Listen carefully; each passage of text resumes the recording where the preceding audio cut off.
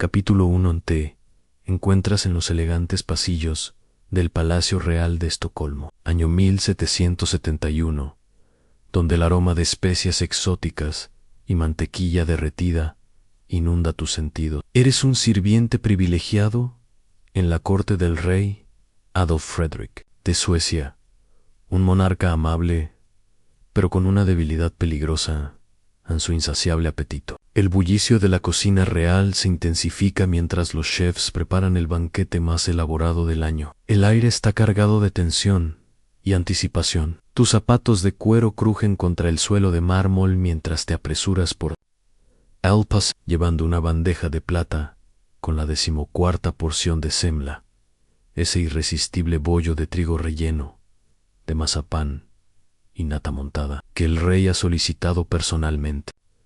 «Otra, MS», exclama el rey Adolf Fredrik, con una sonrisa que ilumina su rostro regordete. Sus ojos brillan con un deseo infantil, mientras extiende sus manos regordetas hacia el dulce. Los cortesanos intercambian miradas nerviosas, pero nadie se atreve a contradecir al soberano. «Majestad», susurra tímidamente el médico real, «quizás sea prudente moderar el consumo de tonterías», interrumpe el rey, hundiendo su cuchara dorada en el suave centro del bollo. «¿De qué sirve ser rey si no puedo disfrutar de los placeres más exquisitos de mi reino?» Lo que nadie sabe en ese momento es que estás presenciando los últimos minutos de vida del monarca. En cuestión de horas, el rey que comió hasta morir pasará a la historia por el final más ridículo que un soberano podría tener. Mientras tanto,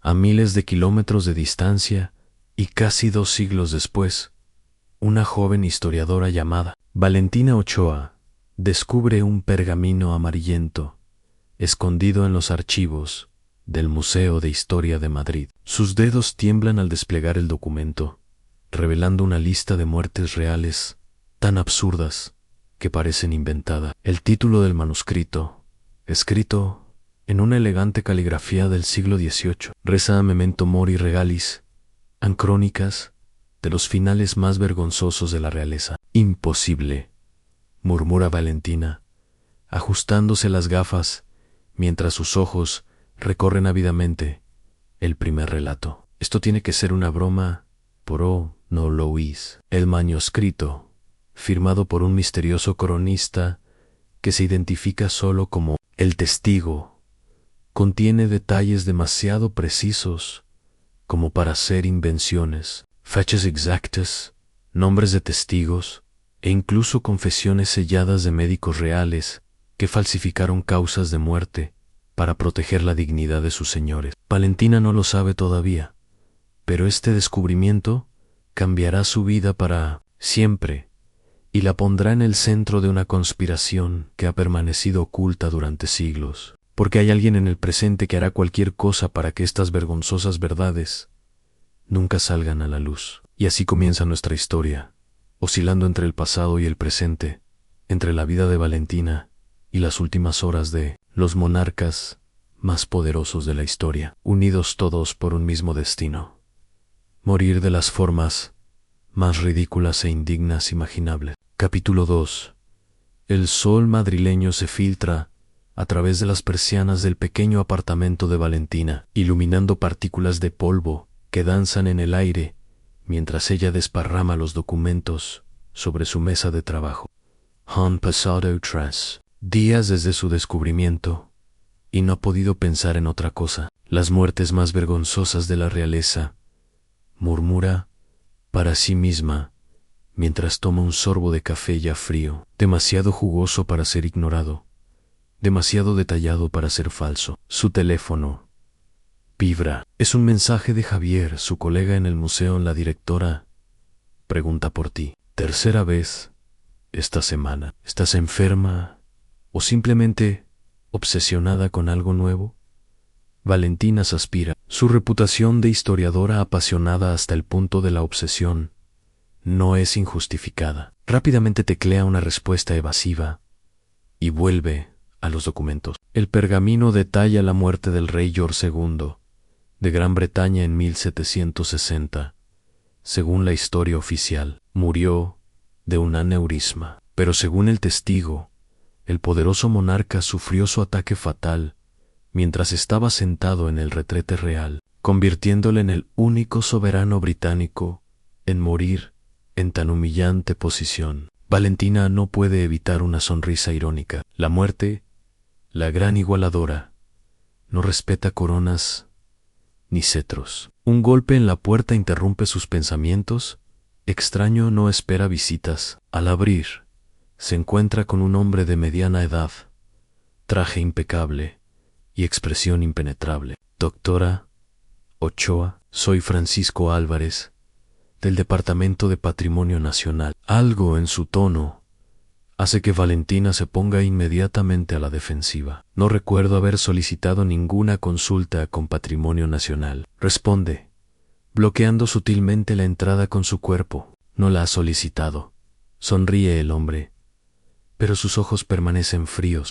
Pero nos ha llegado información sobre cierto documento que usted extrajo sin autorización de los archivos. Un documento que, técnicamente, pertenece a la corona. El corazón de Valentina da un vuelco. ¿Cómo pueden saberlo? To-dos, mis procedimientos fueron regulares. Firmé el registro de salida. Miente con naturalidad, agradeciendo mentalmente a su amigo Miguel, el archivero, que le permitió llevarse el pergamino sin el papeleo habitual. Por supuesto, dice Álvarez, su sonrisa afilándose. Entonces, no tendrá inconveniente en devolverlo. Ahora, mientras este intercambio ocurre en Madrid, nos trasladamos a Londres. 1760. El rey George II, de 77 años, se levanta temprano, como cada mañana. Sus sirvientes notan que está inusualmente pálido, pero el obstinado monarca insiste en seguir su rutina. Dejadme en paz, gruñe a su ayudante de cámara. ¿Un rey no puede ni siquiera atender sus necesidades en privado? Los sirvientes se retiran discretamente, mientras el rey se dirige a su elaborado retrete. Minutos después, un golpe sordo alarma a la guardia. Cuando entran, encuentran al poderoso soberano del imperio más grande del mundo desplomado en el suelo, con los pantalones reales alrededor de los tobillos. De vuelta en Madrid, Valentina toma una decisión en una fracción de segundo. Cierra la puerta en la cara de Álvarez. Vuelva con una orden judicial. Grita a través de la madera. Inmediatamente corre a su mesa y recoge los documentos. Tiene que ponerlos a salvo. Pero más importante aún, necesita entender por qué alguien estaría tan desesperado por recuperar un manuscrito que ha estado olvidado durante siglos. Lo que Valentina no sabe es que el pergamino contiene más que simples anécdotas vergonzosas. Entre líneas, esconde un secreto que podría reescribir la historia europea, tal como la conocemos. Capítulo 3. Valentina deslizó el manuscrito dentro de un libro de arte medieval, metió algunas ropas en una mochila y salió por la escalera de incendios, justo cuando oía que forzaban la cerradura de su apartamento. Su mente trabajaba a toda velocidad, mientras bajaba los peldaños metálicos. ¿Quién era realmente Álvarez? ¿Y por qué tanto interés en un documento sobre muertes ridículas? Su teléfono sonó. Era Miguel, el archivero. Val, hay gente preguntando por ti y por cierto manuscrito. Gente con credenciales gubernamentales, muy convincentes. ¿En qué lío te has metido? No lo sé, pero estoy a punto de averiguarlo, respondió ella, corriendo por un callejón. Puedes investigar algo sobre un tal Francisco Álvarez, supuestamente de Patrimonio Nacional. Loja, ten cuidado. Bala mientras Valentina se pierde entre la multitud de la Gran Vía madrileña. Nos trasladamos al siglo IX, a las frías tierras nórdicas, donde Sigurd el Poderoso, un temido caudillo vikingo, regresa victorioso de batalla. El aire huele a sal marina y sangre, mientras Sigurd cabalga, orgulloso de haber derrotado a su rival más odiado, Maelbreit el Colmilludo. Para demostrar su triunfo, ha atado la cabeza decapitada de su enemigo al lateral de su montura, permitiendo que todos vean el rostro del derrotado caudillo, famoso por su prominente diente sobresaliente. Contemplad el fin de mis enemigos, brama Sigurd a sus guerreros, que responden con gritos de júbilo y choques de escudos. Lo que Sigurd no prevé es que, durante el trote, el característico diente de Maelbrigti rasga su pierna con cada movimiento, un corte pequeño, insignificante para un guerrero de su calibre. Pero la muerte ya ha plantado su semilla. Días después, la herida se infecta. El gran Sigurd el poderoso, terror de sus enemigos, muere por la mordida de un hombre muerto, víctima de su propia arrogancia. En el Madrid actual, Valentina encuentra refugio en casa de su amiga Claudia, profesora de literatura comparada. Esto es absurdo, dice Claudia después de escuchar la historia. ¿Me estás diciendo que te persiguen por un manuscrito sobre reyes que murieron en el baño? Suena ridículo, lo sé, admite Valentina, desplegando cuidadosamente pergaminos sobre la mesa. Pero hay algo más aquí, mira esto. Señala unas marcas casi imperceptibles en los márgenes del documento. Símbolos que parecen formar un patrón. ¿Un código?, pregunta Claudia, intrigada a su pesar posiblemente. Y si es así, el autor escondió un mensaje dentro de estas historias absurdas. El teléfono de Valentina vibra con un mensaje. De Miguel Álvarez no existe en los registros oficiales de Patrimonio Nacional.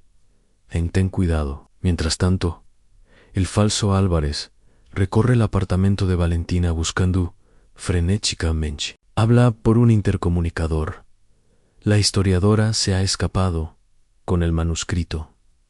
Amplíen la búsqueda. Una voz femenina, elegante, pero fría, responde: encuéntrala. El aniversario se acerca y no podemos permitir que descifre el código. Las consecuencias serían inimaginables. En Corea, 1762, el príncipe Sedo es arrastrado por guardias, mientras su padre, el rey Yongjo, observa con expresión pétrea. El comportamiento errático del príncipe ha aterrorizado a la corte durante años. Padre, por favor, suplica Sado, pero el rey permanece impasible. Por decreto real, serás confinado en este baúl de arroz hasta que los dioses decidan tu destino. Los guardias fuerzan al príncipe dentro de un enorme arcón de madera. La tapa se cierra, sellando su destino. 8 días después, los sirvientes abren el baúl para encontrar solo un cadáver. De vuelta en Madrid, Valentina trabaja febrilmente en descifrar los símbolos, ignorando el paso de las horas. Claudia la observa con preocupación. Val, quizás deberías dejarlo. Si te están persiguiendo. No puedo, interrumpe Valentina, sus ojos brillantes, con determinación. Estos reyes murieron de formas vergonzosas y alguien falsificó la historia para proteger su dignidad. Pero, ¿por qué importaría eso ahora? Tiene que haber algo más. Lo que Valentina no sabe es que está a punto de descubrir un secreto que ha permanecido oculto por siglos.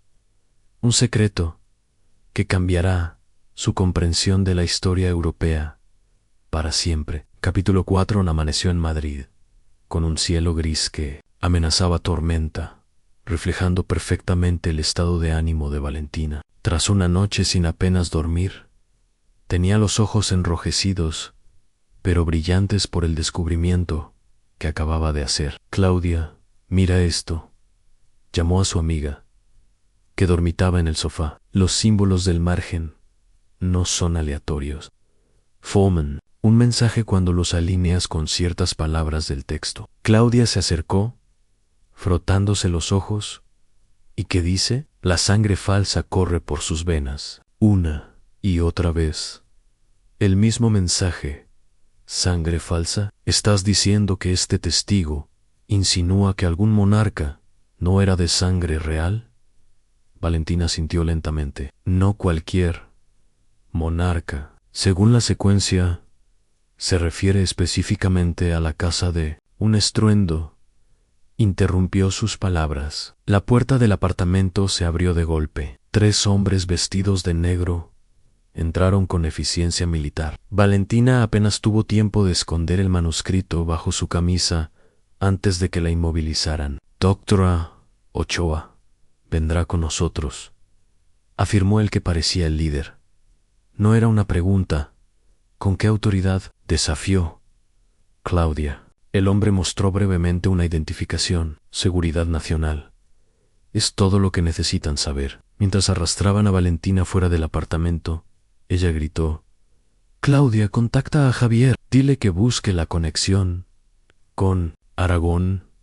Los hombres la metieron en una camioneta negra sin identificación. Valentina intentó memorizar el recorrido, pero pronto se hizo evidente que estaban dando vueltas para desorientarla. Finalmente llegaron a un edificio moderno y anónimo en las afueras de la ciudad. La condujeron a una sala de interrogatorios aséptica, donde la esperaba una mujer elegante de unos 50 años, con un traje gris perfecto y una postura que delataba años de disciplina. Doctora Ochoa, soy la directora Mendoza. Las circunstancias de nuestro encuentro. ¿Secuestro? ¿Es como su agencia suele encontrarse con historiadores? Replicó Valentina, sorprendiéndose de su propio valor. La mujer sonrió sin humor. Cuando dichos historiadores se entrometen en asuntos de seguridad nacional, sí. Un manuscrito sobre reyes muriendo en el baño es asunto de seguridad nacional. Permítame dudarlo. Lo que usted ha encontrado, doctora, es mucho más peligroso de lo que imagina. Ese documento contiene información que podría desestabilizar monarquías actuales y alianzas internacionales. Mientras esta conversación transcurría, nos trasladamos al año 1410, donde el rey Martín de Aragón disfruta de un banquete en su palacio. Conocido por su buen humor y su frágil salud digestiva, el rey ríe a carcajadas ante las ocurrencias de su bufón favorito. Otra, Bonifacio. Cuéntame otra, exige el monarca, golpeando la mesa con su copa. El bufón, animado por el éxito, lanza su chiste más atrevido. ¿Qué diferencia hay entre un rey y su caballo? Que al menos el caballo piensa antes de sentarse. La sala queda en silencio mortal. Los cortesanos contienen la respiración, esperando la ira real. Pero en lugar de enfadarse, Martín comienza a reír. Ríe tanto que su rostro enrojece. Ríe hasta que empieza a toser. Ríe hasta que se dobla de dolor. Y entonces, ante el horror de toda la corte, el rey Martín I de Aragón, último monarca de la dinastía de Barcelona, colapsa muerto por una carcajada. De vuelta en Madrid, la directora Mendoza observa fijamente a Valentina. El manuscrito, doctora, ¿dónde está? No lo tengo, mintió Valentina, agradeciendo haber podido esconderlo. Sabemos que lo tenía cuando la detuvimos. Debieron perderlo durante su secuestro ilegal. La tensión en la sala es palpable. Valentina mantiene la mirada firme, aunque por dentro tiembla. ¿Sabe por qué le llaman el testigo al autor de ese manuscrito? Pregunta Mendoza, cambiando sorprendentemente de táctica. Porque estuvo presente en cada una de esas muertes vergonzosas. ¿No le parece extraño que un mismo individuo presenciara sucesos separados por siglos y continentes? Valentina frunce el ceño. Nunca había pensado en eso. Si lo que insinúa es cierto, el testigo tendría que ser Inmortal. Sí, completa Mendoza, o algo peor. El silencio que sigue a esa declaración es ensordecedor. Valentina no sabe si la están manipulando o si acaba de adentrarse en un misterio mucho más profundo y oscuro de lo que jamás imaginó. Capítulo 5. En la lluvia golpeaba las ventanas de la sala de interrogatorios, creando un ritmo hipnótico que contrastaba con la tensión del ambiente. Valentina miraba a la directora Mendoza, intentando determinar si la mujer estaba jugando con ella o realmente creía en la existencia de un testigo inmortal. Esto es absurdo, dijo finalmente Valentina. Estamos hablando de un manuscrito histórico.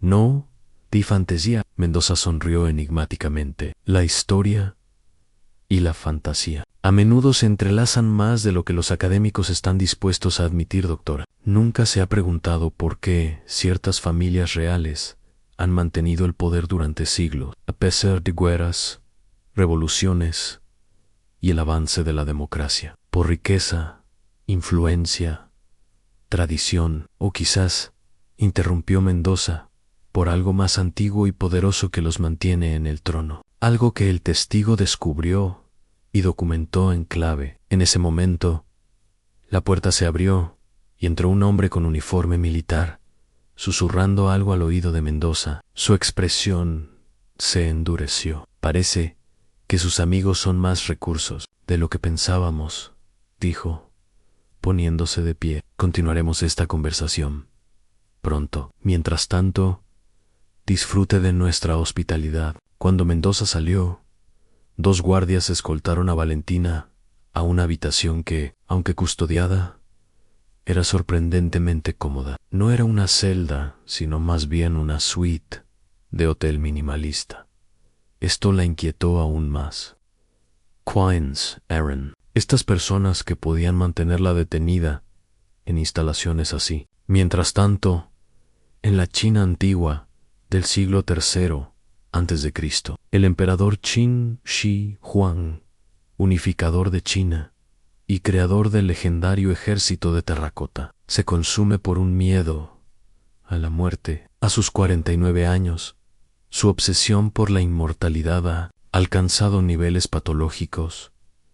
Traedme al alquimista, ordena desde su trono de jade, su voz debilitada por años de consumir elixires experimentales. El anciano alquimista se acerca tembloroso, sosteniendo un frasco de líquido plateado. Gran emperador, he creado el elixir definitivo de la inmortalidad, anuncia con voz trémula. El mercurio purificado, combinado con minerales de los 4 rincones del imperio, garantizará su vida eterna. Lo que el alquimista no menciona es que todos sus predecesores fueron ejecutados cuando sus pociones fallaron. Su esperanza es que el emperador muera antes de descubrir que este elixir es tan mortal como los anteriores. Qin Shi Huang bebe ávidamente el líquido plateado. Durante días, su cuerpo se deteriora lentamente, envenenado por el mercurio que debía hacerlo inmortal. La ironía no escapa a los pocos sirvientes que presencian sus últimos momentos. El hombre que unificó China y se preparó para la eternidad con 8,000 guerreros, Chitejacota, muere buscando lo imposible. En el Madrid actual, Claudia y Javier se reúnen en la cafetería más ruidosa que pueden encontrar, esperando dificultar cualquier intento de escucha. Desaparecieron con ella hace 3 horas.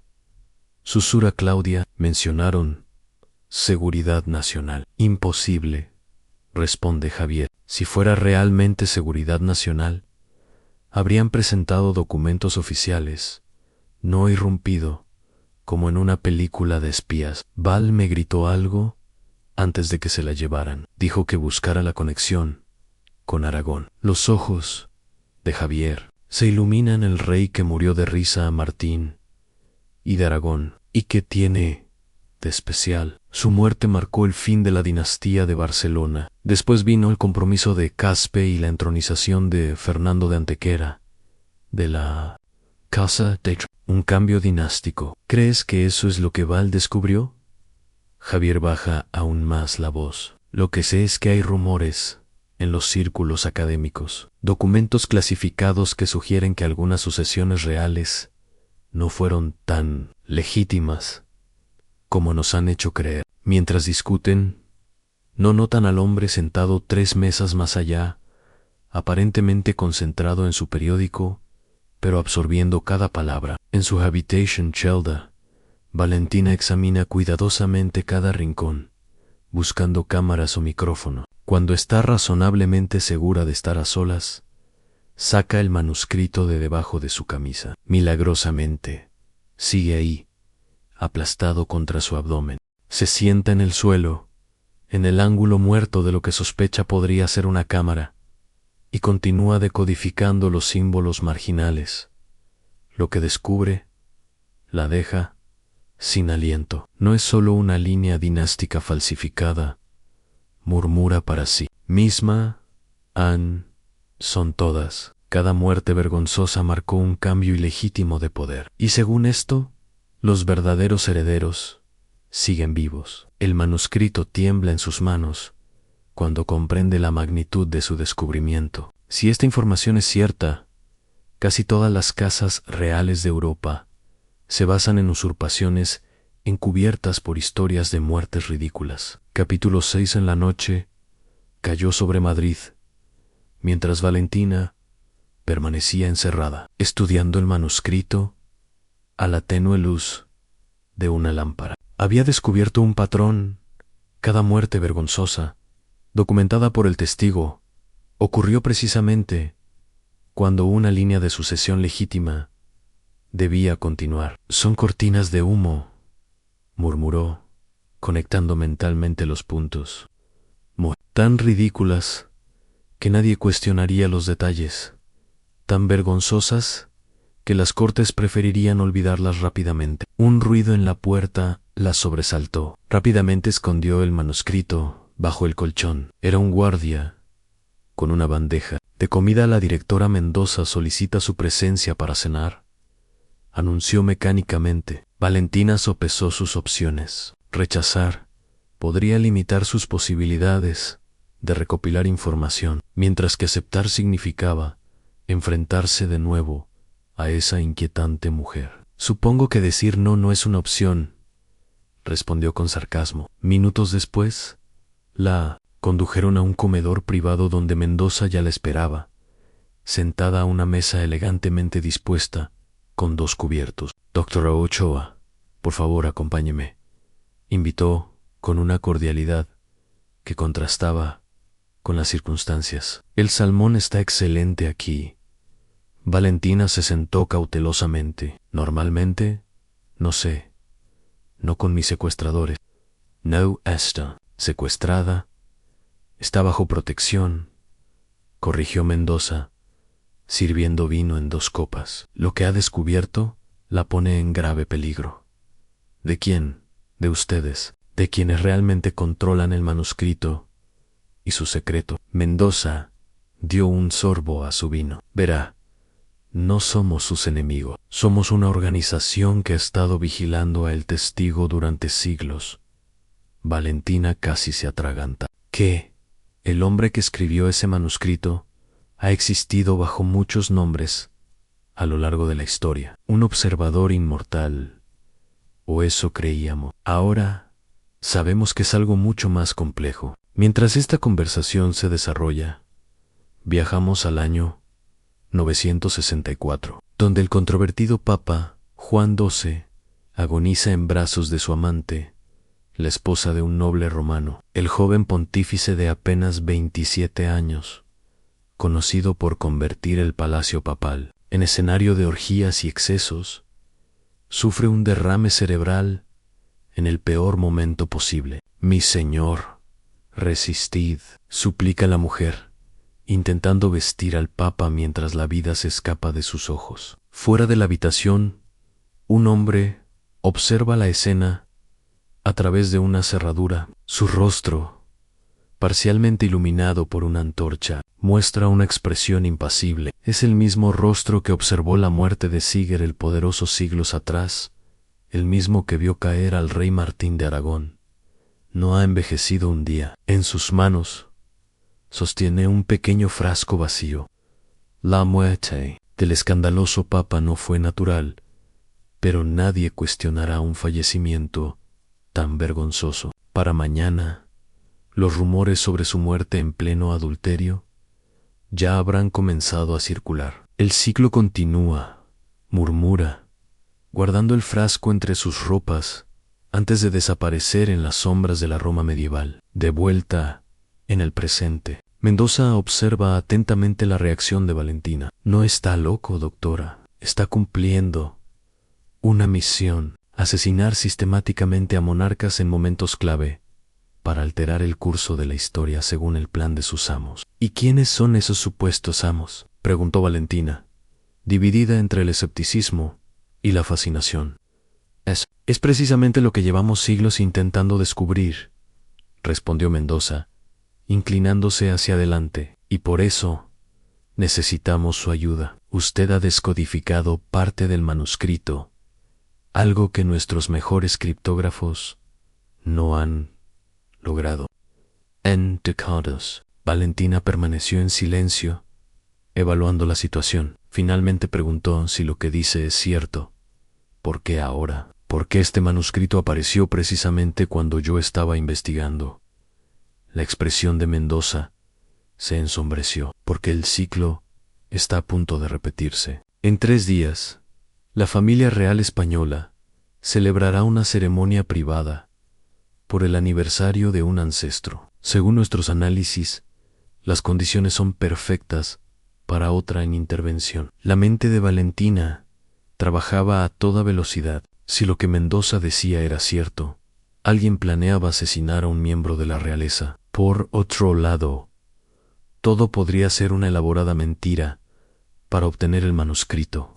¿Qué quieren exactamente de mí?, preguntó finalmente. Que continúe descifrando el código. Necesitamos saber quién es el objetivo y cómo planean hacerlo parecer un accidente vergonzoso. Lo que Mendoza no mencionó fue que tenían otro motivo en descubrir la identidad de los verdaderos herederos que, según el manuscrito, seguían vivos en la actualidad. Capítulo 7. A la noche transcurrió lentamente para Valentina, quien no podía conciliar el sueño en aquella lujosa prisión. Debía confiar en Mendoza. ¿Era el testigo realmente un asesino inmortal o simplemente el invento de una organización paranoica? Preguntas sin respuesta danzaban en su mente mientras manipulaba el manuscrito, buscando más pistas. Cerca del amanecer, sus dedos cansados descubrieron algo. Un fragmento del pergamino tenía 2 capas. Con extremo cuidado, separó la delicada piel animal para revelar un dibujo oculto, un árbol genealógico diminuto, tan pequeño que necesitaría una lupa para estudiarlo adecuadamente. Al otro lado de la ciudad, Claudia y Javier habían pasado la noche en vela, investigando la misteriosa conexión con Aragón. La biblioteca especializada en historia medieval, donde Javier tenía acceso privilegiado, estaba desierta a esas horas. «Mira esto», susurró Javier, señalando un antiguo registro. 3 días antes de la muerte de Martini de Aragón, un médico italiano visitó la corte. No hay registro de su salida. ¿Y?, preguntó Claudia, frotándose los ojos cansados. El mismo médico, o alguien con exactamente el mismo nombre, aparece en registros de la corte inglesa justo antes de la muerte del rey George II, 250 años después. Un escalofrío recorrió la espalda de Claudia. ¿Insinúas que el testigo no solo observaba las muertes, sino que las causaba? Y siempre con el mismo patrón, al asegurar que fueran tan vergonzosas que nadie investigaría demasiado. Todos preferirían olvidar rápidamente los detalles humillantes. El teléfono de Claudia vibró. Era un mensaje de un número desconocido. Antiene naval. No confíen en seguridad nacional. Busquen al heredero An. La ceremonia es en 2 días. ¿Quién demonios ha enviado esto?, murmuró Claudia, mostrándole el mensaje a Javier. No lo sé, pero menciona la ceremonia. ¿Qué ceremonia? Claudia tecleó rápidamente en su ordenador. La familia real tiene un evento privado pasado mañana. Aniversario de... Espera, esto es interesante. El aniversario de la muerte del infante Carlos, hermano de Fernando VII, fallecido en 1809, en circunstancias nunca completamente aclaradas. Los ojos de Javier se abrieron con sorpresa. ¿Y si esa muerte también fue manipulada? ¿Y si el verdadero heredero no fue Fernando VII, sino algún descendiente de Carlos? Lo que significaría que toda la línea dinástica posterior sería ilegítima, completó Claudia, comprendiendo súbitamente la magnitud de lo que estaban descubriendo. Mientras tanto, en Grecia, 1920. Un joven rey Alejandro pasea por los jardines del Palacio Tatoi a sus 27 años. El monarca disfruta de la tarde soleada cuando su perro comienza a pelear con el mono mascota de un miembro del personal. Apet, ordena el rey, intentando separar a los animales. En la confusión, el mono muerde profundamente la mano del joven monarca, un mordisco que parece trivial, pero que en la era preantibiótica se convertirá en una sentencia de muerte en días.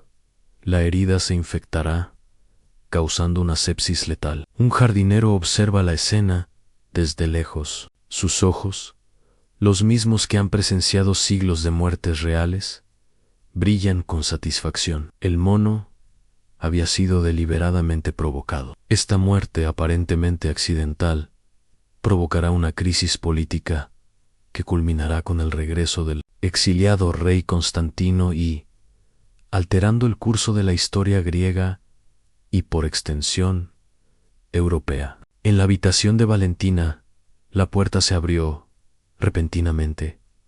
No era Mendoza, sino un joven con uniforme de técnico. Doctora Ochoa, susurró, no tenemos mucho tiempo. Me envían sus amigos. ¿Quién eres?, preguntó, desconfiada. Alguien que sabe que Mendoza no es quien dice ser. Esta organización no protege a nadie, excepto a los usurpadores. ¿Cómo sé que puedo confiar en ti? No lo sabí. Pero considerando que Mendoza planea extraer la información que necesita y luego eliminarla, ¿qué tiene que perder? Valentina dudó solo un instante antes de recoger el manuscrito y seguir al desconocido por un pasillo de servicio. Suens le decía que, entre todas las mentiras que había escuchado en las últimas 48 horas, este hombre al menos creía estar diciendo la verdad. Lo que no sabía era que acababa de ponerse en manos de alguien mucho más peligroso de lo que jamás habría imaginado. Capítulo 8. La furgoneta avanzaba a toda velocidad por la autopista que salía de Madrid. Valentina, sentada en la parte trasera junto a su misterioso rescatador, observaba el paisaje nocturno mientras su mente intentaba procesar todo lo sucedido. Mi nombre es Ernesto, dijo finalmente el joven, rompiendo el silencio. Trabajo para los legítimos. Los legítimos, repitió Valentina, una organización que ha existido en secreto durante siglos, protegiendo a los verdaderos herederos de las coronas europeas, aquellos despojados de su derecho por las maquinaciones de El Testigo y sus amos. Valentina soltó una risa nerviosa. Hace 2 días era una simple historiadora preocupada por conseguir financiación para mi próxima investigación. Ahora estoy en medio de una conspiración centenaria, con asesinos inmortales y herederos secretos. Fantástico. En Ernesto la miró con seriedad. Su escepticismo es comprensible, doctora, pero pronto conocerá a alguien que disipará todas sus dudas. La furgoneta se desvió hacia una carretera secundaria, adentrándose en la sierra de Guadarrama. Tras varios kilómetros por caminos cada vez más estrechos, llegaron a una villa antigua, parcialmente oculta, entre pinos centenarios. Hemos llegado, anunció Ernesto. En el interior de la villa, un fuego crepitaba en una chimenea de piedra, iluminando una sala decorada con gusto austero pero elegante. Sentado en un sillón de cuero, un anciano de porte distinguido esperaba. Doctora Ochoa, saludó con voz firme, a pesar de su evidente edad. Soy don Alfonso, de Borbón II, Sicilia. No el que usted cree conocer, sino el verdadero. Valentina permaneció en silencio, evaluando al hombre. Había algo en su rostro, en la forma de sus ojos, que resultaba inquietantemente familiar, como si hubiera visto su imagen en libros de historia. El manuscrito, por favor, solicitó el anciano, extendiendo una mano de dedos largos y aristocráticos. Valentina dudó un instante antes de entregárselo. El hombre lo desplegó con la familiaridad de quien ha manipulado el documento. Muchas veces. Mi familia ha buscado este manuscrito durante generaciones, explicó. Contiene no solo el registro de las muertes manipuladas, sino la clave para identificar a el testigo en cualquier época. ¿Por qué me involucran a mí en todo esto?, preguntó Valentina. Porque usted, sin saberlo, es parte de esta historia desde mucho antes de nacer. En 1460, el rey Jaime II de Escocia supervisa personalmente el asedio del castillo Roxburgh. Fascinado por la artillería nueva, tecnología militar de la época, el monarca ordena colocar un enorme cañón llamado el León en primera línea. Más cerca, ordena el rey, ignorando las advertencias de sus capitanes. Quiero ver cómo derrumba esos muros ingleses. El cañón, de fabricación flamenca, es una obra maestra de la ingeniería militar temprana, pero también impredecible. Cuando el artillero enciende la mecha, el rey Jaime se inclina para observar mejor. Una figura entre los soldados sonríe imperceptiblemente segundos antes de que el cañón explote. Los fragmentos de metal despedazados impactan directamente en el rey, matándolo instantáneamente. El mismo hombre que provocó que el mono mordiera al rey Alejandro de Grecia 4 siglos después, ahora observa impasible la muerte del monarca escocés. Su trabajo está hecho. La línea de sucesión ha sido alterada una vez más. De vuelta en la villa, don Alfonso señala un punto específico en el manuscrito. Aquí está la clave. El testigo no es inmortal en el sentido tradicional. Es un título que se transmite de maestro a aprendiz durante siglos, todos comprometidos con la misma misión: a manipular las líneas sucesorias europeas para el beneficio de sus verdaderos amos. ¿Y quiénes son esos amos? El anciano sonrió amargamente. Esa es la pregunta del millón. Algunos creen que son una antigua orden religiosa, otros que se trata de una familia oculta que aspira a controlar todas las casas reales desde las sombras. Lo único que sabemos con certeza es que la ceremonia de pasado mañana es su próximo objetivo: la conmemoración del infante Carlos. Don Alfonso pareció sorprendido. Veo que ha hecho sus deberes. Sí, pero no es una simple conmemoración. Es una reunión de todas las ramas de la familia donde se revelará un documento perdido que podría restaurar la legitimidad de los verdaderos herederos. Valentina conectó las piezas y el testigo actual planea evitarlo mediante otro conveniente accidente. Exactamente. Y gracias a lo que usted ha descubierto en el manuscrito, podemos finalmente identificarlo y detenerlo. Lo que don Alfonso no mencionó fue que sus planes para el testigo iban mucho más allá de simplemente detenerlo. Capítulo 9. En la madrugada, encontró a Valentina trabajando intensamente en la biblioteca de la villa. Rodeada de libros antiguos y con el manuscrito desplegado ante ella, continuaba descifrando el código mientras don Alfonso dormitaba en un sillón cercano. Ernesto entró con una bandeja de café. Debería descansar, doctora. No puedo, respondió Valentina sin levantar la vista. Hay algo en este documento que no encaja con lo que me ha contado don Alfonso. ¿A qué se refiere? Los símbolos hablan de falsa sangre, sí, pero no en el sentido de usurpadores. Es casi como si el sonido de un teléfono interrumpió sus palabras. Ernesto respondió rápidamente, su rostro transformándose al escuchar las noticias. Han encontrado a sus amigos, informó a Valentina. Javier y Claudia fueron interceptados por hombres de Mendoza cuando salían de la biblioteca. El corazón de Valentina dio un vuelco. ¿Están bien? Por ahora. Pero Mendoza los usará como moneda de cambio. Don Alfonso se incorporó, súbitamente, despierto. Debemos acelerar nuestros planes. Doctora, ¿ha identificado al testigo actual? Valentina asintió lentamente. Creo que sí. Signes, símbolos.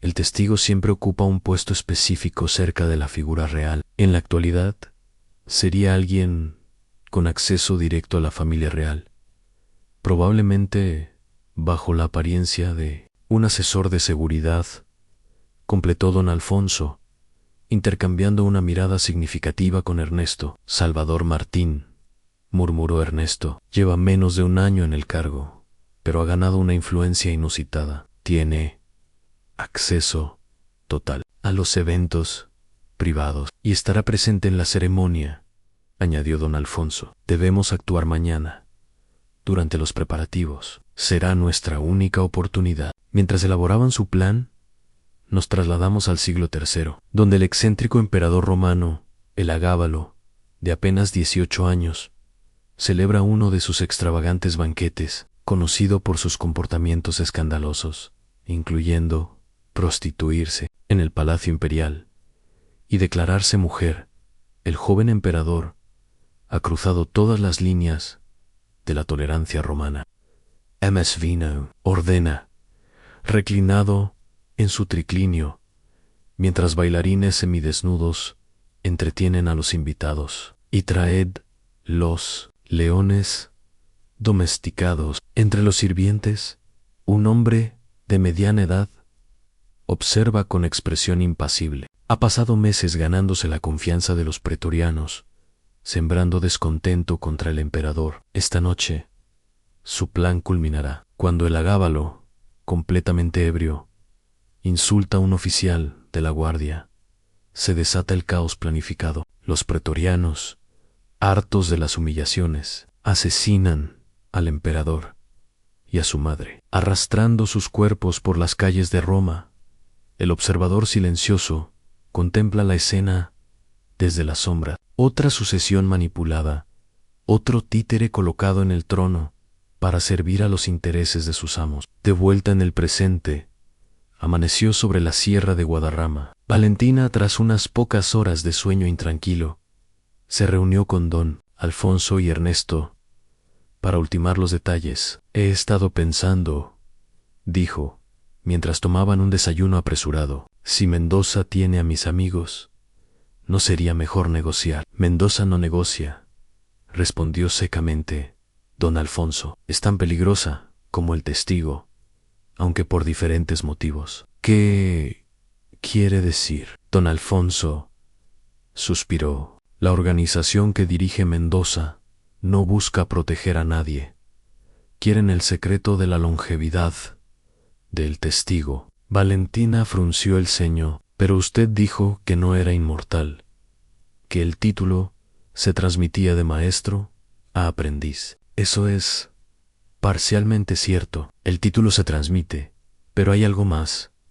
Don Alfonso dudó antes de continuar. Existe un procedimiento, una técnica antigua que permite transferir la esencia vital de una persona a otra.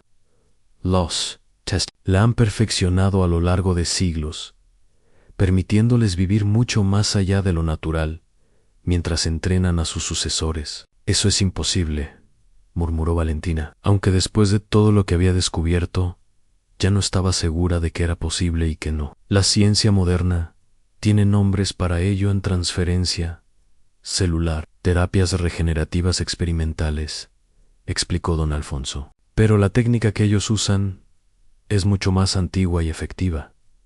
Y Mendoza la quiere para su organización.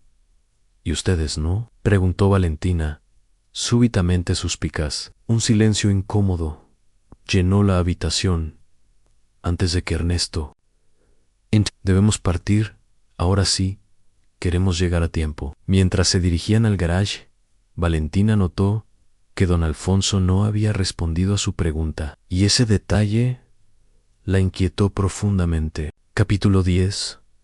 El Palacio Real de Madrid brillaba bajo el sol primaveral, mientras los preparativos para la ceremonia privada avanzaban discretamente. Personal de seguridad, camareros y arreglos florales entraban y salían por una puerta lateral, alejada de las zonas turísticas. A pocos metros, en un café con vista privilegiada, Valentina observaba la actividad a través de unos prismáticos. Vestida como una turista más, pasaba desapercibida entre los visitantes que fotografiaban la fachada principal. Objetivo localizado, murmuró en un pequeño micrófono oculto en su pulsera. Salvador Martín acaba de llegar. Traje gris, maletín negro. Desde una furgoneta estacionada a 2 calles de distancia, Ernesto respondió en recibido. Don Alfonso está en posición. Recuerde, doctora, solo necesitamos confirmación visual. No intente nada por su cuenta. Valentina asintió, aunque nadie podía verla en su mente.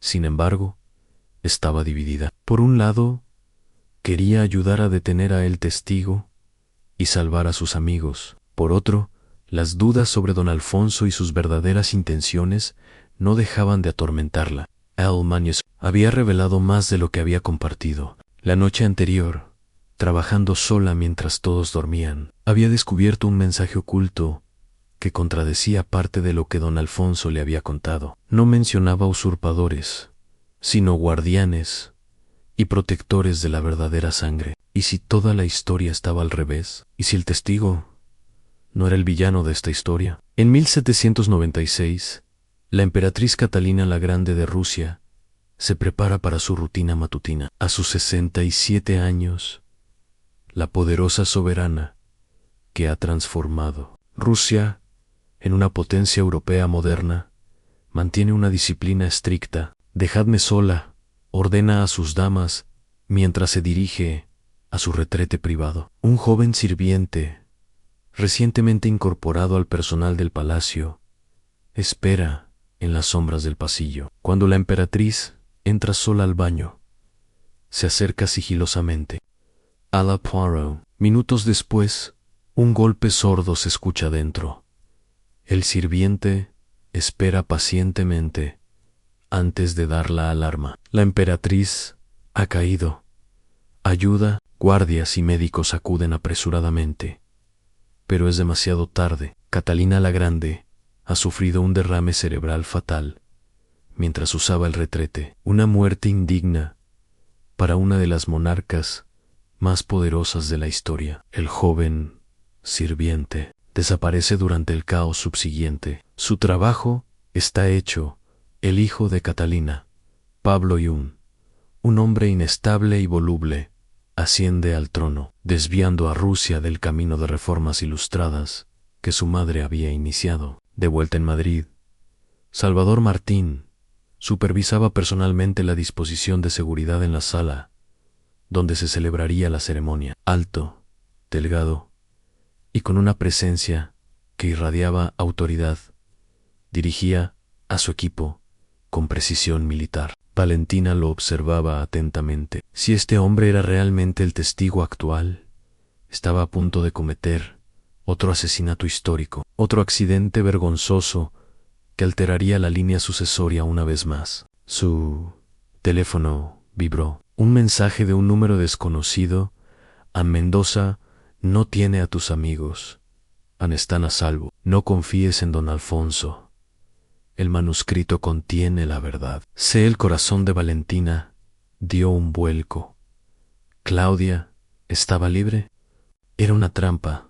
No tuvo tiempo de reflexionar. Salvador Martín salía ahora por una puerta lateral, aparentemente tomando un descanso. Era el momento que habían estado esperando. Objetivo en movimiento, informó Valentina. Se dirige hacia el jardín de Sabatini.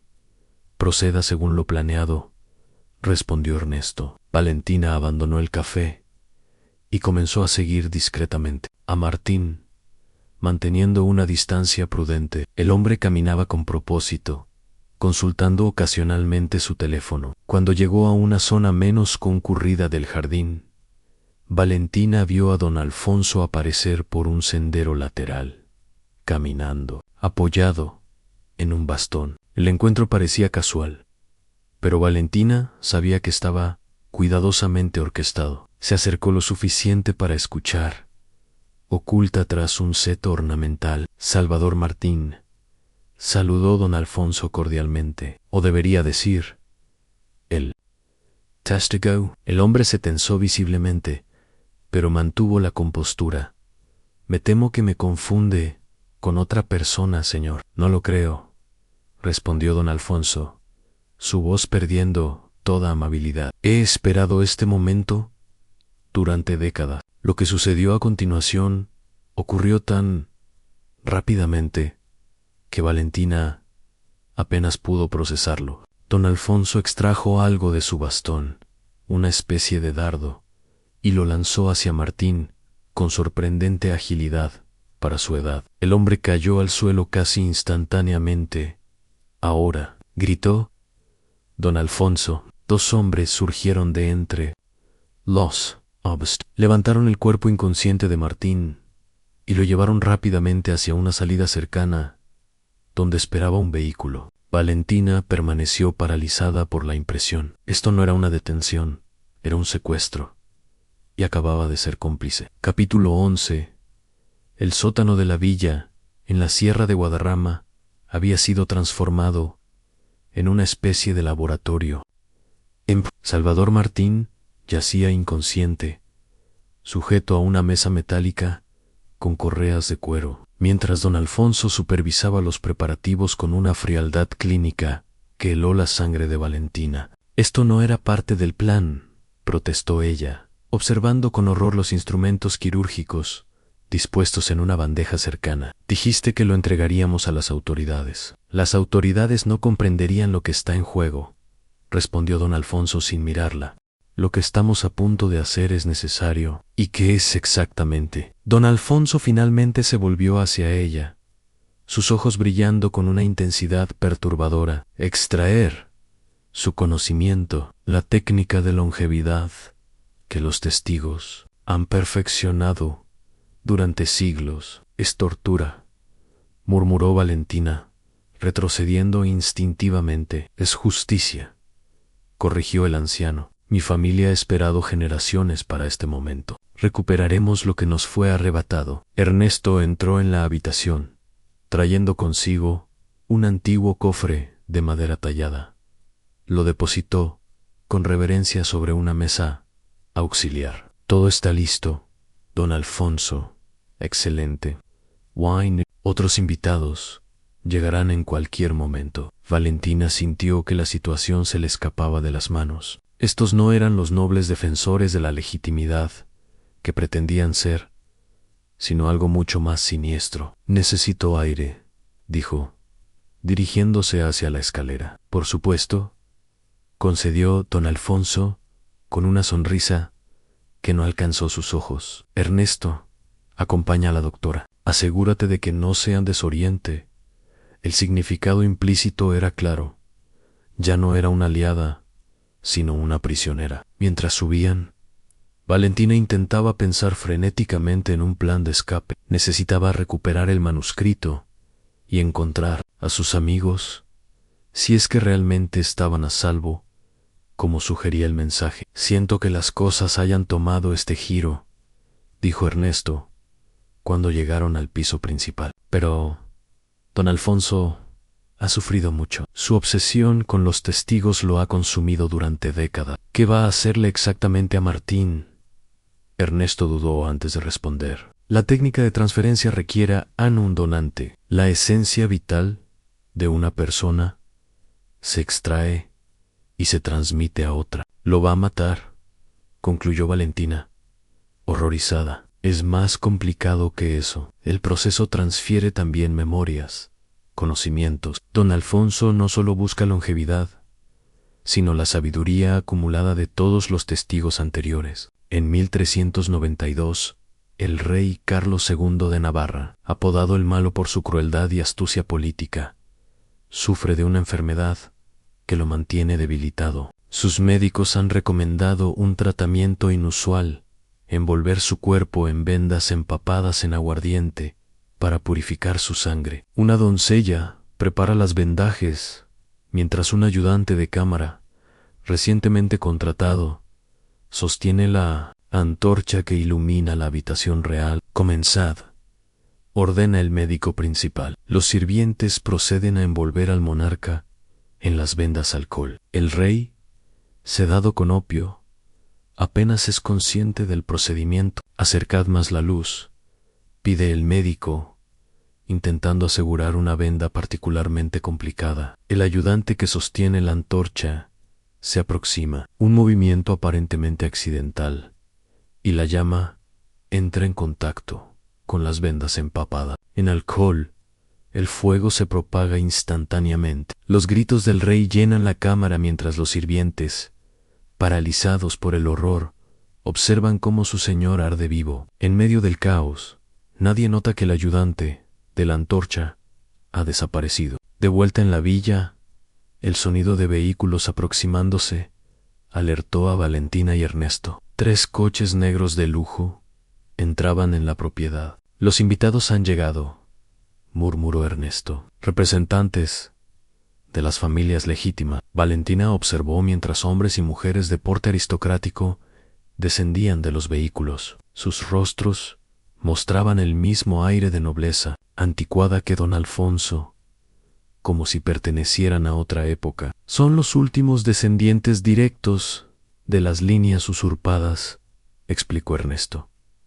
Han esperado siglos para este momento, el momento de torturar a un hombre y robarle su esencia vital, replicó Valentina con amargura. Suena más a ocultismo medieval que a justicia. La historia no siempre es como nos la han enseñado, doctora. Hay fuerzas más antiguas que nuestras modernas nociones de ética. Mientras los invitados eran conducidos al sótano, Valentina vio su oportunidad. Fingiendo necesitar usar el baño, se escabulló hacia la biblioteca donde había estado trabajando con el manuscrito. Tenía que recuperarlo y escapar antes de que descubrieran su ausencia. Para su sorpresa, otra persona ya estaba en la biblioteca. Te estaba esperando, dijo Claudia, emergiendo de las sombras con el manuscrito en sus manos. Capítulo 12. Claudia, exclamó Valentina, dividida entre el alivio y la confusión. ¿Cómo? No hay tiempo para explicaciones, interrumpió su amiga, entregándole el manuscrito. Tenemos que salir de aquí ahora. Javier nos espera con un coche a 1 kilómetro de distancia. Pero ¿cómo escapaste de Mendoza? ¿Y cómo supiste dónde encontrarme? Claudia esbozó una sonrisa tensa. Mendoza nunca nos capturó. Eso fue un engaño de don Alfonso para manipularte. En cuanto a cómo te encontré, hizo una pausa. Digamos que tengo recursos que desconoces. Algo en el tono de Claudia alertó a Valentina. Estudió detenidamente a su amiga, notando sutiles diferencias en su postura, en la forma de hablar. Tú no eres Claudia, afirmó con repentina certeza. La mujer que se parecía a Claudia suspiró, abandonando la pretensión imperceptiva. Y sois, bueno, mi nombre es Elena, y soy quien enfrenta realmente a los testigos desde hace generaciones. ¿Qué has hecho con mi amiga? Nada, tus amigos están perfectamente a salvo, escondidos donde ni Mendoza ni don Alfonso puedan encontrarlos. Les hice llegar un mensaje para que se mantuvieran alejados. ¿Por qué? Debería creerte. Porque, a diferencia de los demás actores en este drama, yo no quiero el manuscrito para mí. Elena señaló hacia el sótano. Lo que está sucediendo ahí abajo es una abominación. Don Alfonso no busca justicia, sino poder. Quiere convertirse en lo mismo que dice combatir. Un grito ahogado se escuchó desde el sótano. Confirma las palabras de Elena. Valentina se estremeció. Van a matarlo, murmuró. Peor que eso. Van a absorber su esencia, sus recuerdos, todo lo que lo hace ser quien es. Una muerte en vida. ¿Qué propones? Que sigas tu instinto, historiadora. Has descodificado suficiente del manuscrito para saber que la historia oficial tiene vacíos. Completa el rompecabezas. Valentina desplegó el documento sobre la mesa, buscando frenéticamente las secciones que había estado estudiando. Según esto, el testigo no causa muertes para alterar sucesiones, sino para evitar que cierta línea de sangre llegue al poder, completó Elena. Una línea de sangre con habilidades que la mayoría de la humanidad consideraría sobrenaturales. Valentina la miró incrédula. ¿Esperas que crea eso? ¿Has visto el manuscrito? ¿Has visto a un anciano mover su cuerpo con la agilidad de un joven para atacar a Martín. ¿Realmente te parece tan descabellado? Los gritos en el sótano se intensificaron. No tenemos tiempo, urgió Elena. Debemos detenerlos antes de que completen el ritual. ¿Por qué yo? ¿Por qué me involucran en todo esto? Elena la miró directamente a los ojos. Porque tienes la misma sangre. Don Alfonso te eligió no por casualidad, sino porque descubrió tu linaje. Esperaba usarte después de Martín. Un escalofrío recorrió la espalda de Valentina mientras las piezas comenzaban a encajar. Las extrañas coincidencias que la habían llevado al manuscrito, el interés desproporcionado de tantas personas en una simple historiadora. Si lo que dices es cierto, ¿cómo detenemos esto? Con esto, respondió Elena, extrayendo un pequeño frasco de su bolsillo. El antídoto para la droga de don Alfonso. Despertará a Martín y detendrá el ritual. ¿Y después qué? Después, la verdad sale a la luz, como siempre debió ser. Capítulo 13. El descenso al sótano fue tenso y silencioso. Valentina sentía su corazón latir violentamente mientras seguía a Elena por la estrecha escalera. El manuscrito, ahora oculto entre sus ropas, parecía quemar contra su piel. Al llegar a la puerta del improvisado laboratorio Scucarenel, murmullo rítmico de varias voces recitando en un idioma antiguo. El ritual había comenzado. ¿Cuál es el plan?, susurró Valentina. Yo los distraigo. Tú administras el antídoto a Martín, respondió Elena, entregándole el pequeño frasco. Rápido y directo, en la vena del cuello. Why, si nos atrapan? Elena esbozó una sonrisa enigmática. Tengo mis propios recursos. Sin más preámbulos, abrió la puerta de golpe. La escena que encontraron era como sacada de una pesadilla medieval. Salvador Martín, aún inconsciente, estaba conectado mediante tubos y agujas primitivas a don Alfonso, quien recitaba encantamientos mientras los invitados formaban un círculo alrededor, repitiendo las mismas palabras. «Deténganse», gritó Elena, avanzando con autoridad. Todas las cabezas se volvieron hacia ella. Don Alfonso, con las agujas aún insertadas en sus venas, mostró una expresión de furia mezclada con sorpresa. «Tú», exclamó, «an imposible. Te elimina.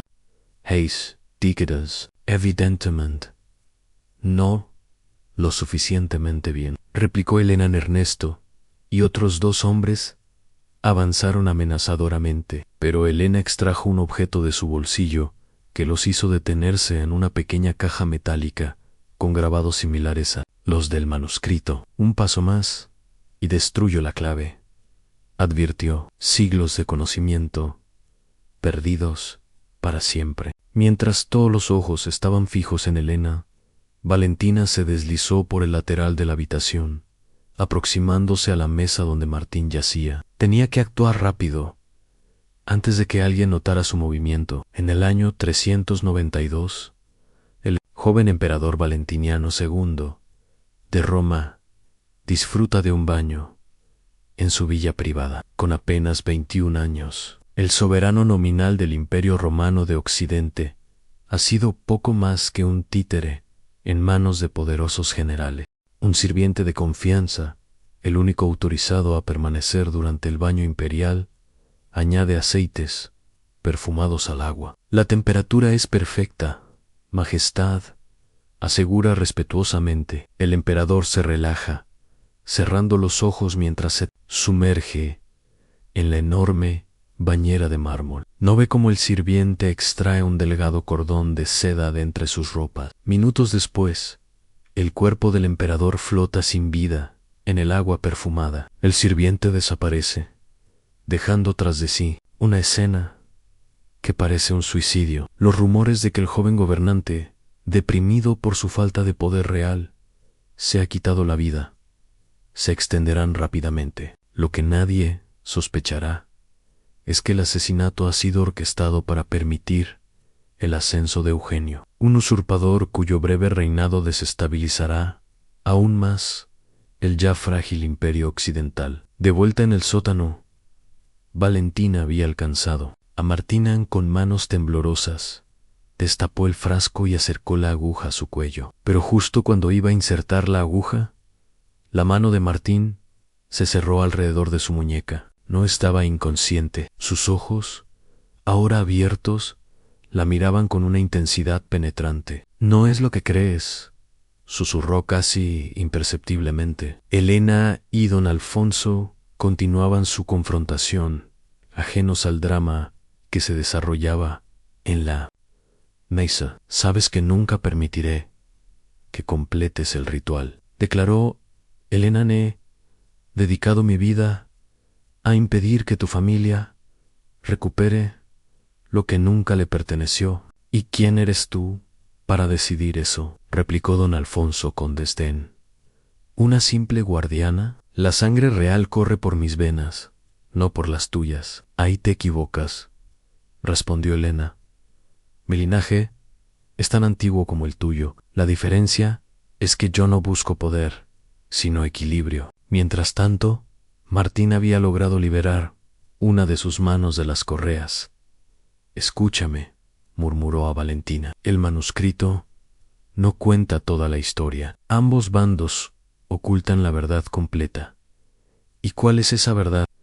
Valentina, confundida y alarmada, «que nadie en esta habitación está luchando por justicia, sino por poder. Un poder que no debería estar en manos de ninguno de ellos». Súbitamente, el laboratorio quedó sumido en la oscuridad. Alguien había cortado la electricidad. En la confusión que siguió, Valentina sintió que Martín le arrebataba el frasco y luego la empujaba hacia un lado. Un caos de gritos y movimientos llenó la oscuridad. Cuando las luces de emergencia se activaron segundos después, la escena había cambiado dramáticamente. Don Alfonso yacía en el suelo convulsionando. Los invitados retrocedían, horrorizados, y Salvador Martín estaba libre, sosteniendo la pequeña caja metálica que antes tenía.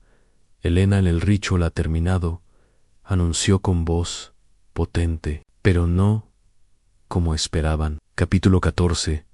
A la mansión ardía, bajo el cielo estrellado de la Sierra de Guadarrama. Valentina, Elena y Martín observaban las llamas desde la seguridad de un mirador cercano. El manuscrito, ahora en manos de Martín, brillaba con tonos dorados bajo el reflejo del incendio. Estaban todos dentro cuando comenzó a preguntar Valentina, pero no pudo terminar la frase. «No», respondió Martín. «Lamayo Ría escapó, aunque dudo que don Alfonso sobreviva a la noche, con o sin fuego». «¿Qué le hiciste exactamente?». «Le di lo que buscaba, pero no como él esperaba. El antídoto que Elena te dio no era tal cosa, sino un catalizador. Aceleró el proceso de transferencia, pero de forma incontrolada». Elena asintió gravemente. Su cuerpo no pudo soportar el flujo de memorias y conocimientos. Demasiados siglos de experiencia de golpe. Valentina los miró a ambos con una mezcla de horror y fascinación. «¿Ustedes planearon esto juntos?». «Creí que eran enemigos». «Lo fuimos», admitió Elena, «durante mucho tiempo, hasta que comprendimos que estábamos atrapados en un ciclo sin fin que ninguno podía ganar». «El equilibrio es frágil», añadió Martín. «La línea de sangre especial que don Alfonso quería eliminar y Elena proteger no es ni buena ni mala por sí misma. Es poder, y el poder siempre corrompe eventualmente. Por eso decidimos romper el ciclo», concluyó Elena.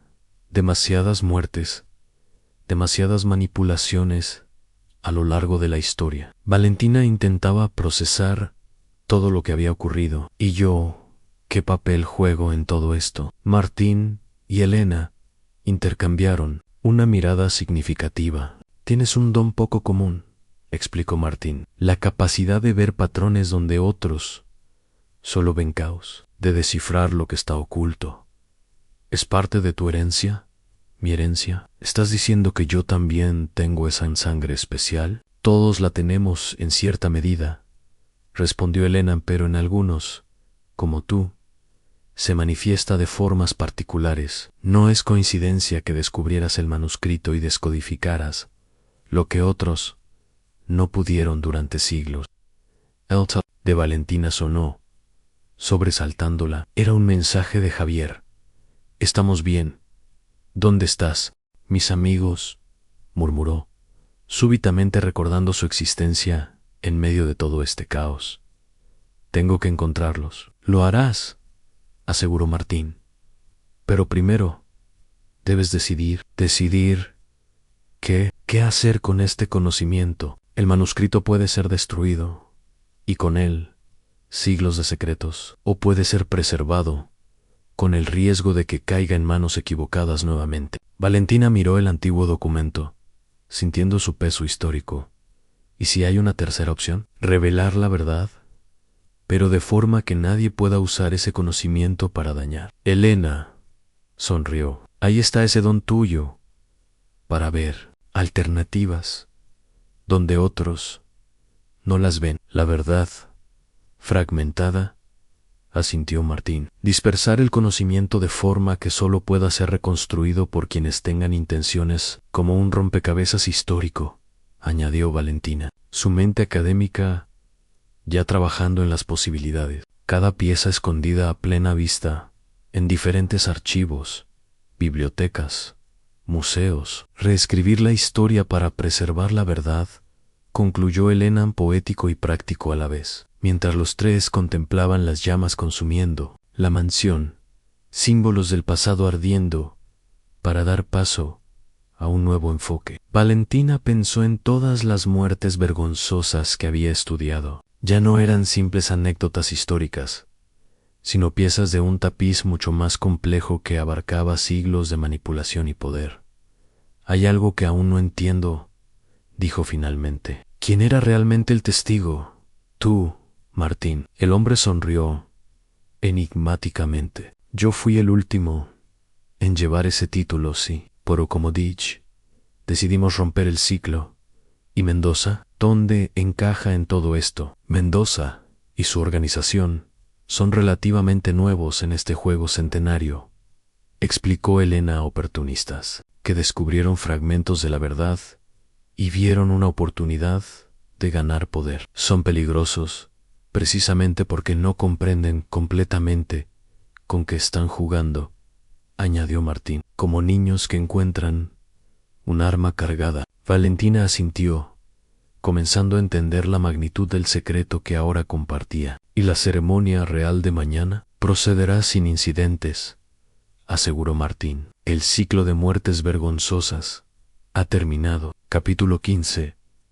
La mañana siguiente amaneció luminosa sobre Madrid. Valentina se reunió con Claudia y Javier en una cafetería discreta del barrio de Lavapiés, lejos de los circuitos turísticos. El reencuentro fue emotivo, lleno de abrazos y explicaciones atropelladas. Nos contactó una mujer llamada Elena, explicó Javier. Nos dijo que estabas en peligro y que debíamos escondernos. También nos advirtió sobre Mendoza, añadió Claudia. Aparentemente estuvo vigilándoos en la biblioteca esa noche. Valentina asintió, aún procesando todo lo ocurrido. Es una historia demasiado larga y complicada para una sola conversación. ¿Y el manuscrito? Preguntó Javier, siempre enfocado en lo académico. A salvo, respondió Valentina, pero no volverá a un archivo donde cualquiera pueda. Sus amigos intercambiaron miradas de confusión, pero respetaron su reticencia. Después de todo, habían visto lo suficiente para entender que algunas verdades eran demasiado peligrosas para ser compartidas libremente. ¿Qué harás ahora?, preguntó Claudia finalmente. Valentina sonrió, sintiendo una extraña mezcla de determinación y serenidad. Tengo un proyecto nuevo, algo así como una revisión histórica de ciertas inconsistencias en las narrativas oficiales. Suena intrigante, comentó Javier.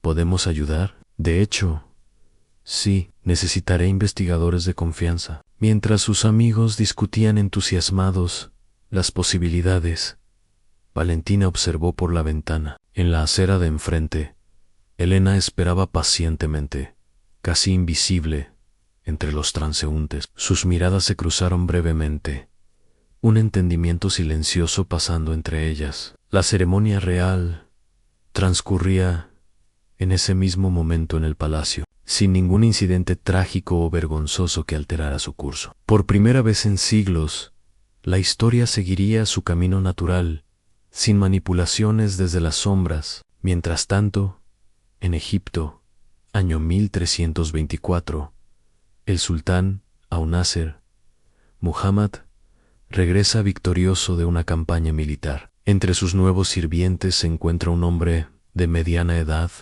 aparentemente ordinario, que observa todo con atención.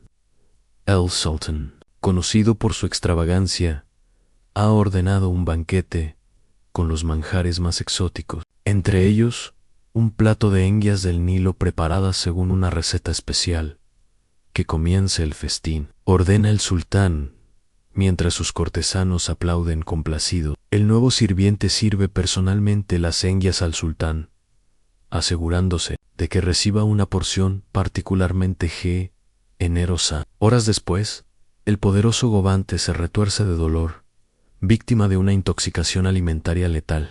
La historia registrará otra muerte embarazosa, otro cambio de poder que alterará el destino de una nación. Pero esta vez, sabemos quién está realmente detrás de estos accidentes históricos. De vuelta en Madrid, Valentina se despidió, quizás amigos, prometiendo reunirse al día siguiente para comenzar su nuevo proyecto. Cuando salió de la cafetería, Elena se acercó silenciosamente. Martín quiere verte, dijo sin preámbulos.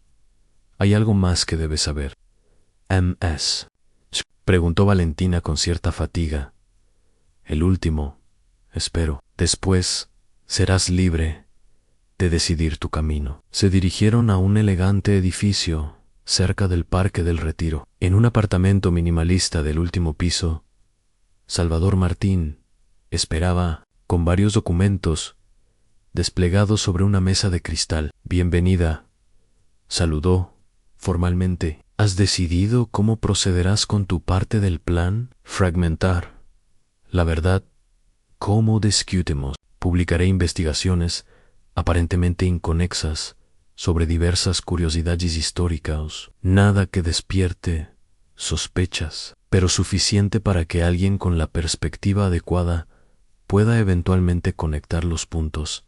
Excelente, asintió Martín. Pero antes de que comiences, hay un último capítulo de esta historia que debes conocer, el más personal para ti. Valentina sintió un escalofrío anticipatorio. ¿A qué te refieres? Martín desplegó un antiguo árbol genealógico, tan elaborado y extenso, que ocupaba casi toda la mesa. Tu familia, Valentina, tu verdadera familia. Capítulo 16. El árbol genealógico se extendía como un laberinto de nombres y conexiones, algunos destacados en tinta roja, otros en azul. Valentina lo estudió con creciente asombro, reconociendo apellidos de la nobleza española junto a otros completamente desconocidos. No entiendo, murmuró, sus ojos siguiendo las líneas que convergían finalmente en su propio nombre. Esto no puede ser correcto. Mi familia era normal. Tus padres adoptivos lo eran, confirmó Martín con suavidad. Para-Tilinea. Tis señaló hacia el origen del árbol, un nombre antiguo escrito en caracteres que Valentina no reconoció. ¿Estás diciendo que soy descendiente de la línea que tanto don Alfonso como yo hemos buscado durante siglos? Sí, la sangre especial que ha sido tanto protegida como perseguida a lo largo de la historia. Valentina se dejó caer en una silla, abrumada. ¿Por qué no me lo dijiste antes? Porque necesitábamos estar seguros, intervino Elena, y porque queríamos que descubrieras por ti misma parte de la verdad, sin influencias. Mis padres adoptivos sabían esto.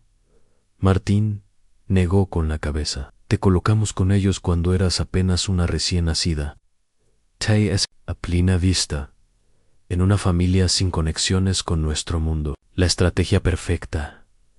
Colocamos, escondimos. Valentina sintió que la ira se mezclaba con su confusión. ¿Quiénes se creen que son para decidir sobre mi vida de esa manera? Protectors, respondió Elena con firmeza. Don Alfonso y sus aliados habrían hecho cualquier cosa por eliminar la última descendiente directa de esa línea de sangre. Tu vida estaba en peligro desde antes de nacer. Valentina estudió nuevamente el árbol genealógico, intentando procesar la magnitud de esta revelación. Si soy quien dicen, ¿eso significa que tengo habilidades especiales? Las tienes, confirmó Martín. Tu don para ver patrones ocultos, para descifrar lo indescifrable, no es casualidad, es parte de tu herencia genética. ¿Y qué se supone que debo hacer con esta información? Eso, Valentina, es enteramente tu decisión, respondió. Elena, podemos enseñarte a desarrollar tus habilidades, o puedes elegir ignorar este aspecto de tu identidad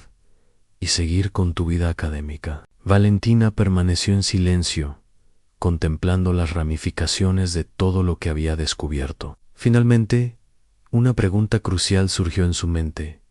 ¿Hay otros como yo? Martín y Elena intercambiaron una mirada cargada de significado. Sí, respondió Martín. Dispersos por el mundo, la mayoría ignora su verdadera naturaleza. Algunos han desarrollado habilidades similares a las tuyas. Otros manifiestan diferentes dones. ¿Y todos provienen de la misma línea de sangre? De variaciones de ella. A lo largo de los siglos, la sangre se ha diluido, mezclado, evolucionado, pero en algunos, como tú, permanece excepcionalmente pura. Valentina se levantó y se acercó a la ventana, observando el Parque del Retiro bañado por la luz de la tarde. Personas normales, viviendo vidas normales, completamente ajenas a las conspiraciones centenarias y líneas de sangre, especiales que habían dado forma a la historia desde las sombras. Necesito tiempo, dijo finalmente, para procesarlo todo. Por supuesto, asintió Elena, pero hay una última cosa que deberías ver antes de decidir. La historia registrará otra muerte embarazosa, otro cambio de poder que alterará el destino de una nación. Pero esta vez, sabemos quién está realmente detrás de estos accidentes históricos. De vuelta en Madrid, Valentina se despidió. Quizás, amigos, prometiendo reunirse al día siguiente para comenzar su nuevo proyecto. Cuando salió de la cafetería, Elena se acercó silenciosamente. Martín quiere verte, dijo sin preámbulos. Hay algo más que debes saber. ¿Amas? Preguntó Valentina con cierta fatiga en el último. Espero. Después, serás libre de decidir tu camino. Se dirigieron a un elegante edificio cerca del Parque del Retiro. En un apartamento minimalista del último piso, Salvador Martín esperaba, con varios documentos desplegados sobre una mesa de cristal. Bienvenida, saludó formalmente. ¿Has decidido cómo procederás con tu parte del plan? Fragmentar la verdad, como discutimos. Publicaré investigaciones aparentemente inconexas sobre diversas curiosidades históricas. Nada que despierte sospechas, pero suficiente para que alguien con la perspectiva adecuada pueda eventualmente conectar los puntos an excelente. Asintió Martín. Pero antes de que comiences, hay un último capítulo de esta historia que debes conocer, el más personal para ti. Valentina sintió un escalofrío anticipatorio. ¿A qué te refieres? Martín desplegó un antiguo árbol genealógico tan elaborado y extenso que ocupaba casi toda la mesa. Tu familia, Valentina, tu verdadera familia. Capítulo 16. El árbol genealógico se extendía como un laberinto de nombres y conexiones, algunos destacados en tinta roja, otros en azul. Valentina lo estudió con creciente asombro, reconociendo apellidos de la nobleza española junto a otros completamente desconocidos. No entiendo, murmuró, sus ojos siguiendo las líneas que convergían finalmente en su propio nombre. Esto no puede ser correcto. Mi familia era normal. Tus padres adoptivos lo eran, confirmó Martín con suavidad. Parotilenea, dice, señaló hacia el origen del árbol, un nombre antiguo escrito en caracteres que Valentina no reconoció. ¿Estás diciendo que soy descendiente de la línea que tanto don Alfonso como yo hemos buscado durante siglos? Sí, la sangre especial que ha sido tanto protegida como perseguida a lo largo de la historia. Valentina se dejó caer en una silla, abrumada. ¿Por qué no me lo dijiste antes? Porque necesitábamos estar seguros, intervino Elena, y porque queríamos que descubrieras por ti misma parte de la verdad, sin influencias. Mis padres adoptivos sabían esto. Martín negó con la cabeza. Te colocamos con ellos cuando eras apenas una recién nacida. Te, a plena vista, en una familia sin conexiones con nuestro mundo. La estrategia perfecta. Colocamos, escondimos. Valentina sintió que la ira se mezclaba con su confusión. ¿Quiénes se creen que son para decidir sobre mi vida de esa manera? Protectors, respondió Elena con firmeza. Don Alfonso y sus aliados habrían hecho cualquier cosa por eliminar la última descendiente directa de esa línea de sangre. Tu vida estaba en peligro desde antes de nacer. Valentina estudió nuevamente el árbol genealógico, intentando procesar la magnitud de esta revelación. Si soy quien dicen, ¿eso significa que tengo habilidades especiales? Las tienes, confirmó Martín. Tu don para ver patrones ocultos, para descifrar lo indescifrable, no es casualidad. Es parte de tu herencia genética. ¿Y qué se supone que debo hacer con esta información? Eso, Valentina, es enteramente tu decisión, respondió. Elena, podemos enseñarte a desarrollar tus habilidades, o puedes elegir ignorar este aspecto de tu identidad y seguir con tu vida académica. Valentina permaneció en silencio, contemplando las ramificaciones de todo lo que había descubierto. Finalmente, una pregunta crucial surgió en su mente. ¿Hay otros como yo? Martín y Elena intercambiaron una mirada cargada de significado. Sí, respondió Martín, dispersos por el mundo. La mayoría ignora su verdadera naturaleza. Algunos han desarrollado habilidades similares a las tuyas, otros manifiestan diferentes dones. ¿Y todos provienen de la misma línea de sangre?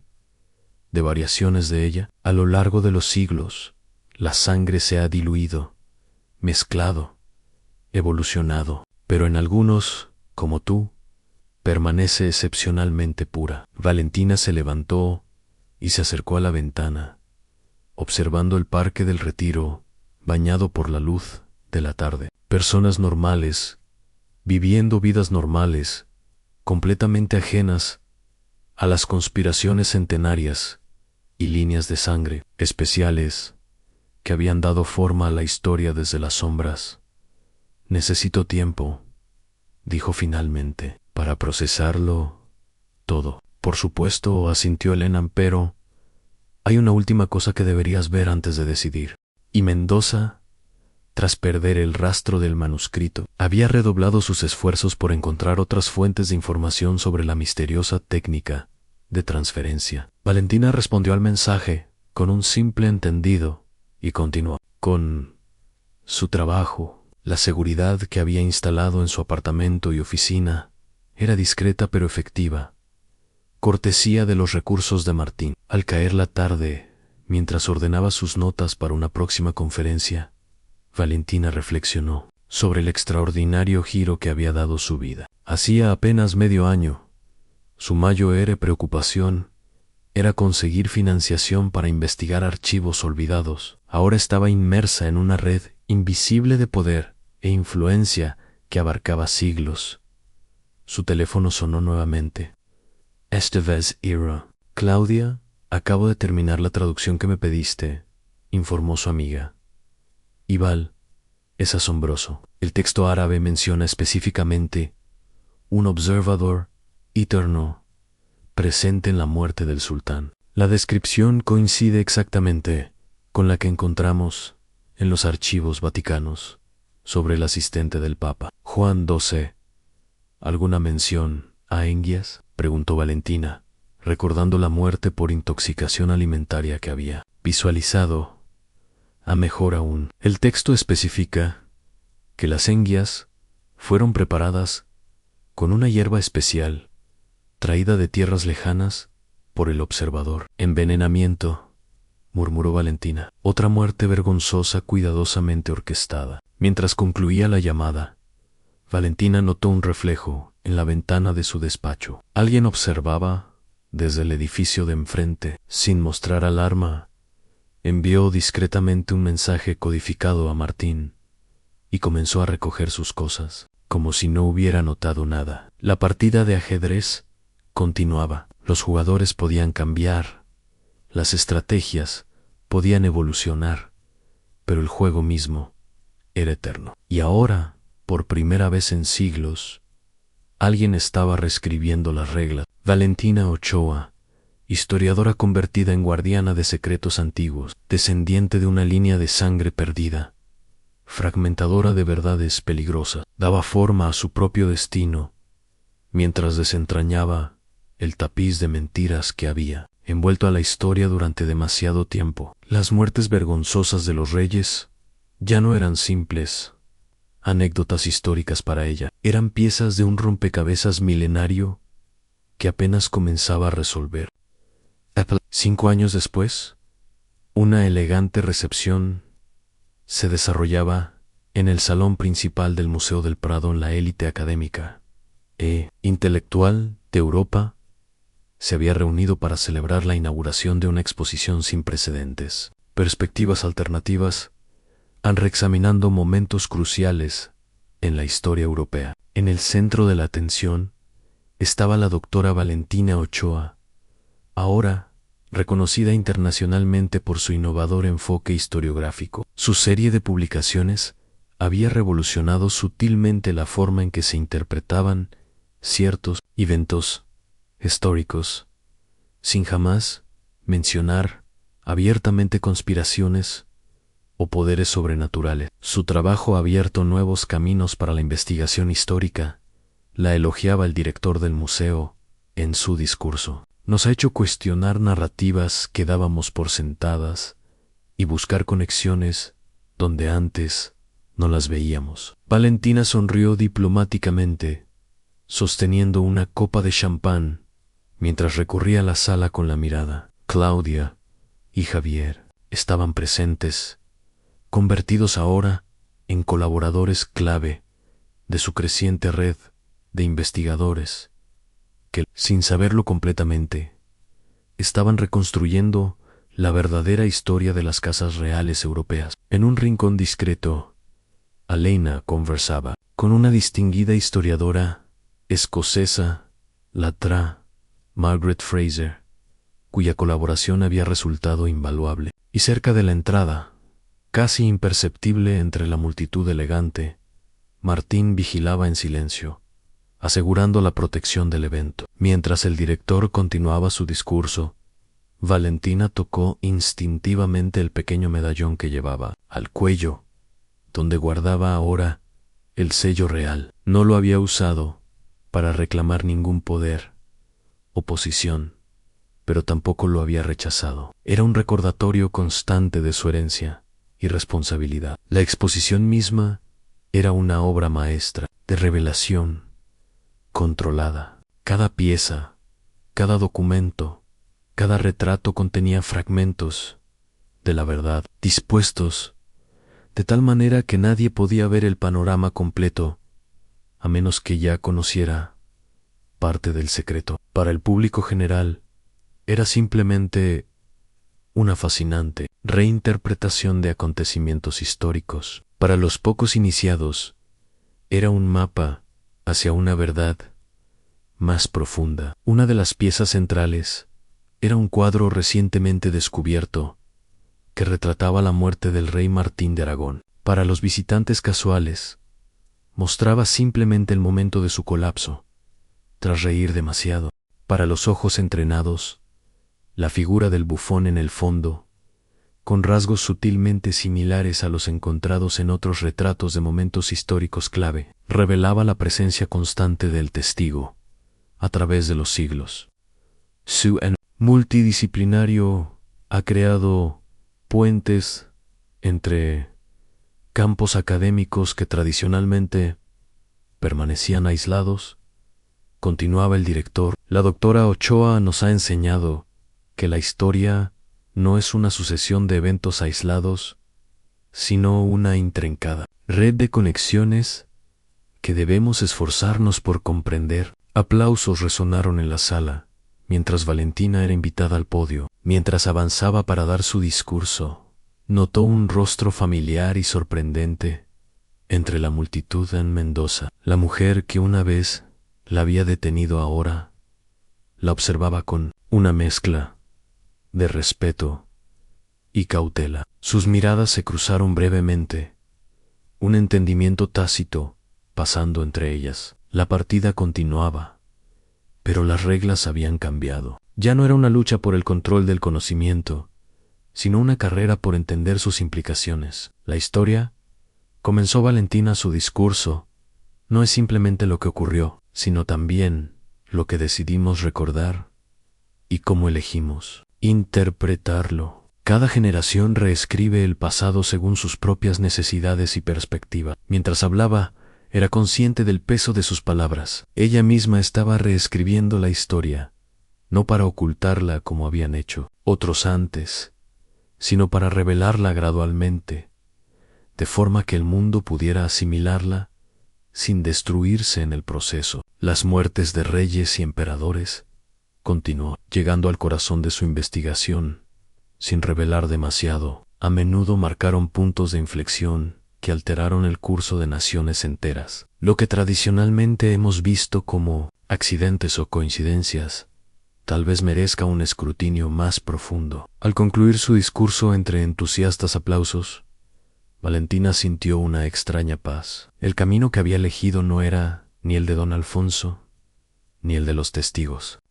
Oregon era un camino propio, uno que honraba la verdad histórica mientras protegía al mundo de los peligros que esa misma verdad encerraba. Más tarde esa noche, mientras la recepción llegaba a su fin, Valentina se encontró a solas con Elena en la terraza del museo, contemplando el Madrid nocturno. ¿Alguna vez te arrepientes?, preguntó Elena, de haber descubierto el manuscrito, de conocer la verdad.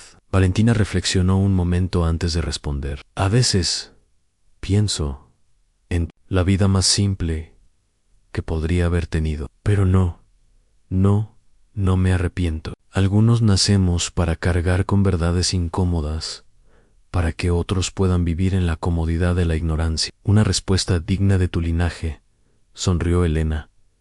Tus ancestros estarían orgullosos. Mis ancestros causaron tanto daño. Como bien, replicó Valentina, mi objetivo es equilibrar esa balanza. Mientras se despedían, Valentina miró una última vez la exposición que había creado. Allí, dispersas entre artefactos y documentos aparentemente inconexos, estaban las piezas de un rompecabezas milenario. La historia de cómo un grupo selecto de individuos había manipulado el curso de la humanidad a través de muertes vergonzosas, cuidadosamente orquestada. Una historia que ahora, gracias a ella, sería preservada, pero también controlada. Las futuras generaciones tendrían acceso a la verdad, pero solo aquellas con la sabiduría para comprenderla sin abusar de su poder. Mientras salía del museo, hacia la noche madrileña, Valentina llevaba consigo no solo el peso de siglos de secretos, sino también la esperanza de un futuro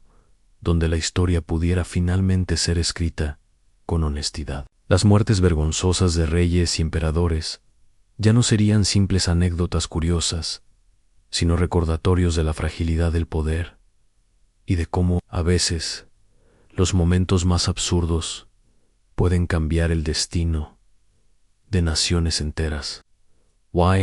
Lugar, en los márgenes de la historia, El testigo descansaba por fin. Su ciclo milenario de manipulación, finalmente interrumpido por una historiadora que había visto más allá de las apariencias y encontrado la verdad oculta entre líneas.